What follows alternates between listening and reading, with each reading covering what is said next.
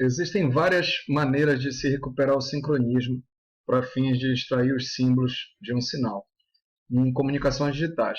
A gente vai ver uma delas, e que também é bastante usada, que é se tem uma sequência pré-definida, que muitas vezes é chamada de preâmbulo, também pode ser chamada de sequência de treino, ou tom piloto, ou sinal piloto. E basicamente o que o preâmbulo é uma sequência que é conhecida tanto pelo transmissor quanto o receptor e é acrescida aos dados que se quer transmitir. Então, por exemplo, em comunicação GSM, a tecnologia de segunda geração da telefonia celular, todo pacotinho de informação que se quer enviar é acrescido de alguns bits. Então, esses bits seguem como digamos assim, um overhead, que seria a palavra para denotar que eles não transmitem informação, ou seja, eles são só uma carga extra, e esse overhead então é usado pelo receptor para fins de sincronismo e também para estimar o canal e outras funções. Mas com isso a relação de compromisso a gente perde um tempo transmitindo informação que não é útil, não é o dado em si, mas facilita ou favorece ou até mesmo viabiliza essa recuperação no receptor ser extraída, a recuperação da informação,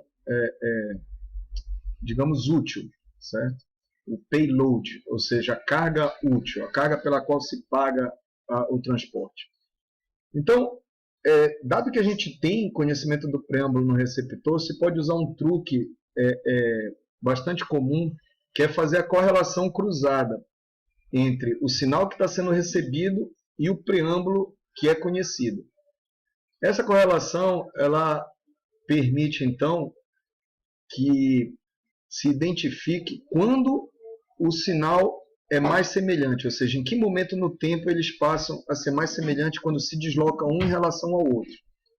Correlação, de uma maneira intuitiva, ela mede similaridade.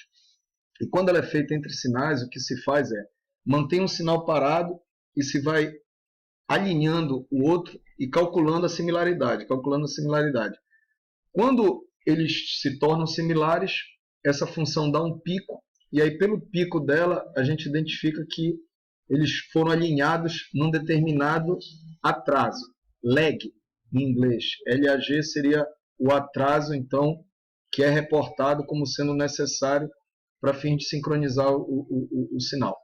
Então, eu vou dar um exemplo aqui de uso da correlação, entendendo que um sinal transmitido em azul, ele passa por um canal que atrasa o mesmo de 0,25 segundos, e além disso ainda acrescenta ruído ao sinal. Então, pensem do ponto de vista do receptor. Ele está recebendo esse sinal em verde aqui, e ele está com amplitude baixa justamente porque, na verdade, não havia sinal. Isso daqui é tudo só ruído. E o ruído depois acrescido aqui também faz com que o verde, nessa parte, não seja mais igual ao azul.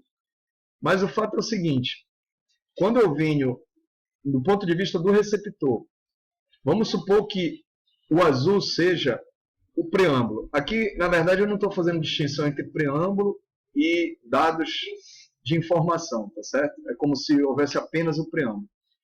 O receptor conhece o preâmbulo, então o que ele faz?